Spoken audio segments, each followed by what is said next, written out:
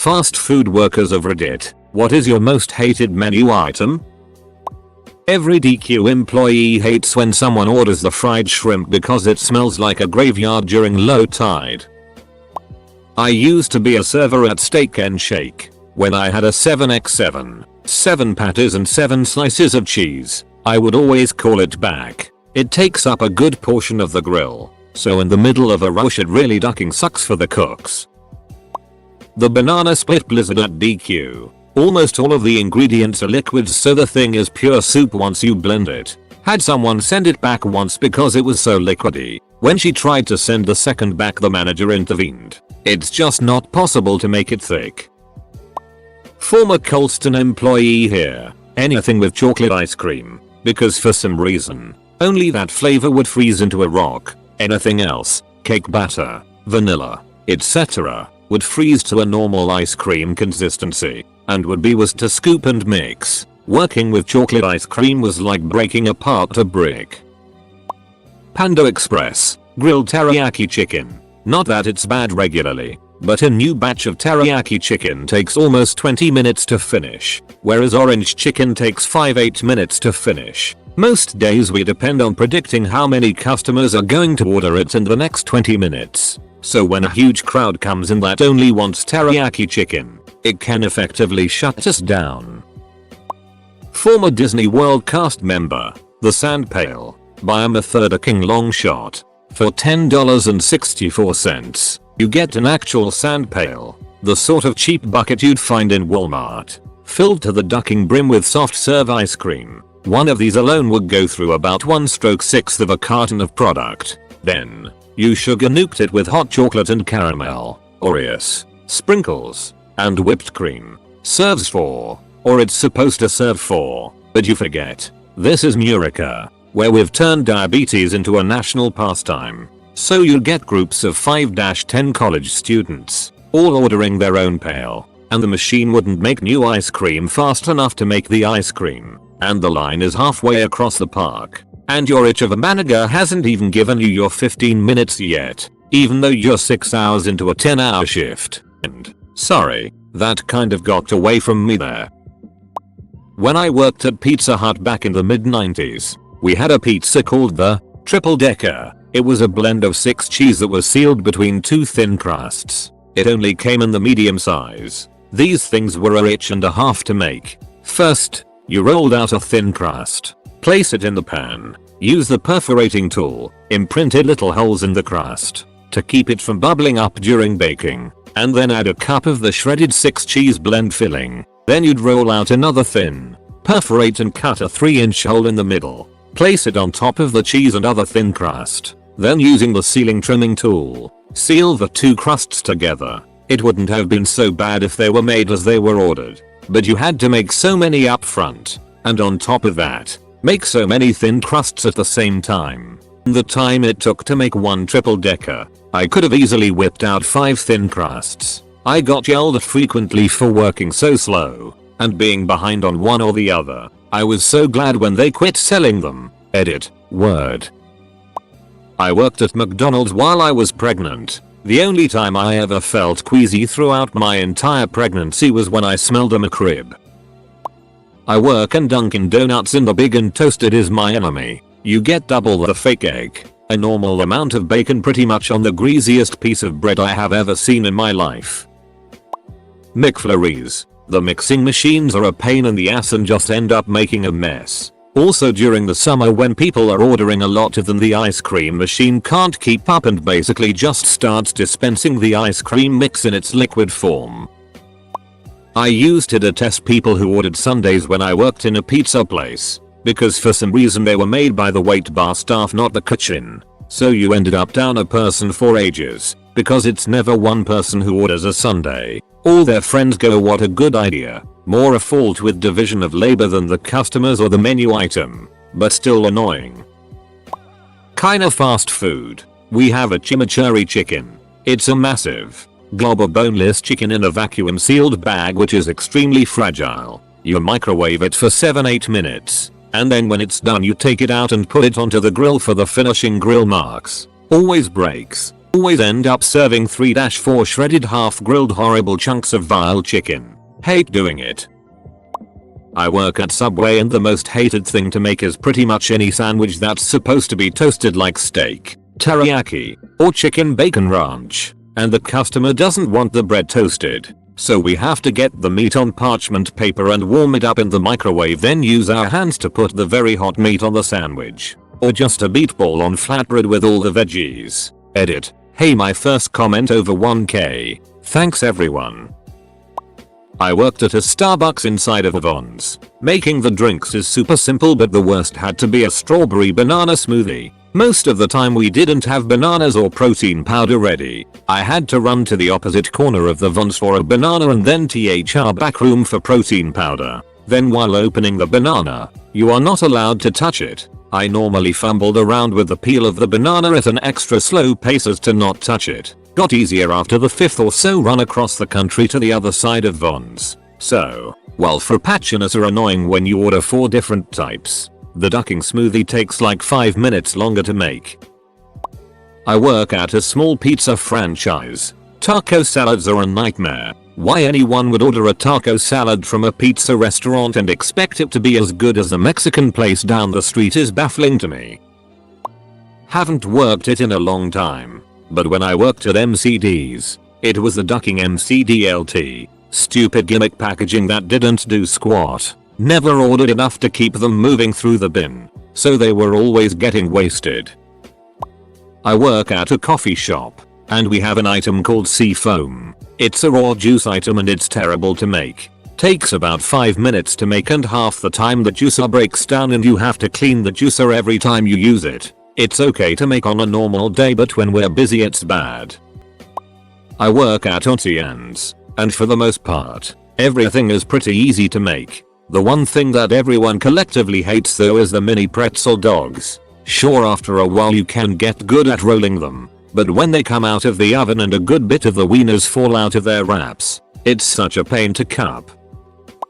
Smoothie King workers hate making the Hulk. It requires scooping several scoops of butter pecan ice cream, which never wants to scoop. Every Sunday, we put all of the ice creams in the freezer in order to clean the ice cream freezer. This means the ice creams stay in the freezer overnight. Every Monday morning, this little it comes and orders 5 Hulks at the ass crack of dawn, right when we open, meaning the butter pecan ice cream is still frozen solid, and we have to scoop about 10 scoops. Few people will know this, even Canadians, but Tim Hortons briefly test marketed quesadillas in some Ontario cities. This is a pretty basic coffee donut sandwich shop for those who don't know. They were made of tortillas with microwaved veggies, chicken steak prepared in a double boiler, chipotle powder, shredded cheese, and cream cheese. We would assemble and grill them into warm, cream cheesy beefy foul messes. They took an easy 7 minutes to make, down to 4 minutes for our quickest staff. People would order 6 at a time in our drive-thru. I'd rather spend a month in a room with a Canadian goose than live that hell again.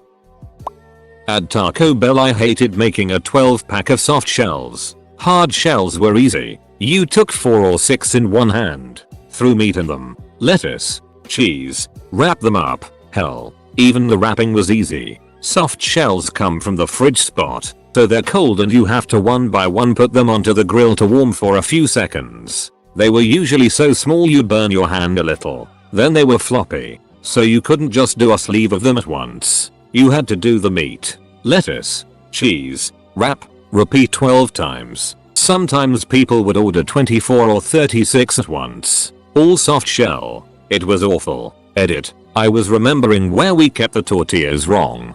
They went from the fridge to a warmer, but we still had to toast them on the grill one by one. Am I the only one who is getting hungry? Anything anyone orders minutes before closing. Chick-fil-A's superfood side. Kale and broccoli mixed with dried cherries and nuts and a little maple vinaigrette. It's the least sold item, and when we actually need to get rid of them, no one is going to buy it. Go to Arby's and ask for a meat mountain. It's a secret $10 sandwich full of every kind of meat we have. I love ringing it up because I never had to make the itch. You can't even put it in our largest sandwich box because it's so big. Used to work at McDonald's. I hate the McRib. Not because it was a pain to make, but because I was the one who closed down the grill every night. No matter how much you clean, there will always be dry barbecue sauce that won't come out. Ex-Sonic manager here. The blasts by far are the worst to make, and the more complicated you order it, the harder it is to make, and the more I hate you. Bonus points for having so many ingredients in it. The blender bursts a hole in the cup, so I have to start completely over. Former Papa Murphy's employee here. My managers were generally pretty anal about portion sizes, so anything with pepperoni required a lot of counting. Pretty much every other topping could be doled out quickly with measuring cups, but when you order a large cowboy, those 35 pepperoni have to be counted individually. If you order a family size pepperoni pizza, just start counting to 80, because that's the bare minimum amount of time it will take to make your order. Chicken fingers and fries. Extra crispy. You could order a burger and eat it and that it would still be cooking.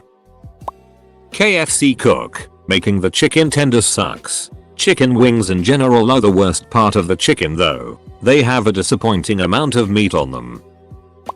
When I worked at Pizza Hut, we had an appetizer called spin rolls that were basically a tortilla with chicken, sauce, mushrooms and cheese inside it, but they always managed to burn. So you'd have to put them in the oven for half the time, then micromanage the it out of them till they were cooked. Always set me behind on my other work, especially on weekend rushes.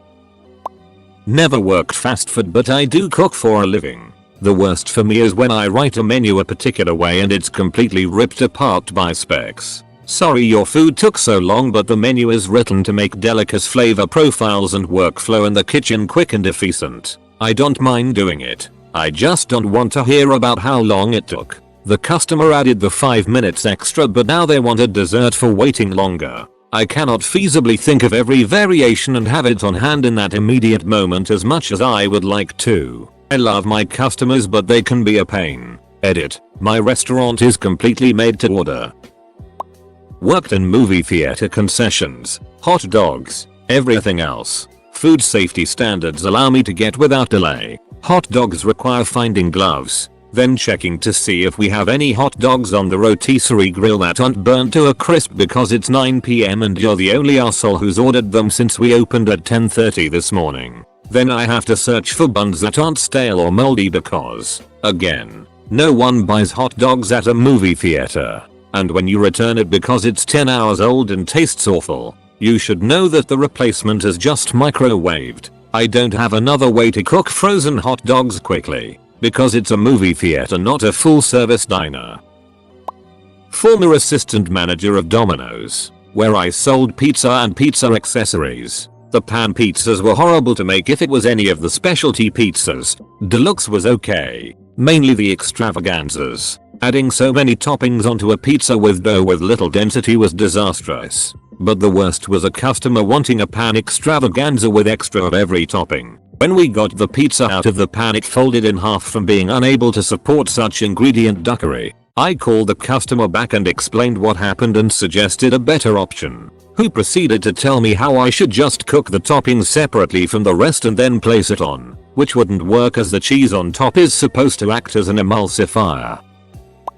Multiple onion rings back to back at Whataburger. There is only one fry spot specifically for onion rings and fish. If it's one medium or large onion ring, no big deal, but then sometimes you get the next person after the onion ring order gets onion rings as well, and with that you're ducked. And unlike the fries where you can mass fry them, but onion rings you cannot because they don't hold as well as fries, so you have to specifically fry them when they are ordered. And they come at different sizes as well, so you gotta balance out the small ones with large ones. The onion rings altogether are frustrating and they ain't even all that great. Everything else from Whataburger is great and worth a trip to Texas, but for onion rings there are better options in my hometown.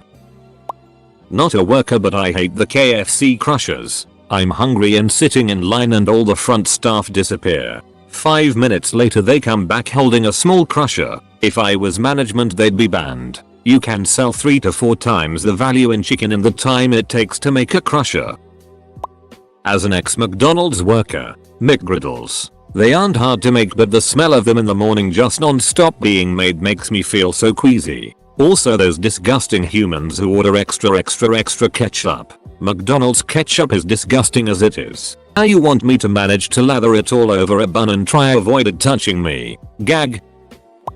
Anything with bacon in Burger King. Pre-packed, pre-cooked with a disconcerting green sheen even when stored correctly and in date. Disgusting to separate the tiny bits from each other due to all the congealed grease. Then microwave just long enough for the fat to melt into the burger. There was also a combo with bacon and slimy smelly mushrooms which was even worse.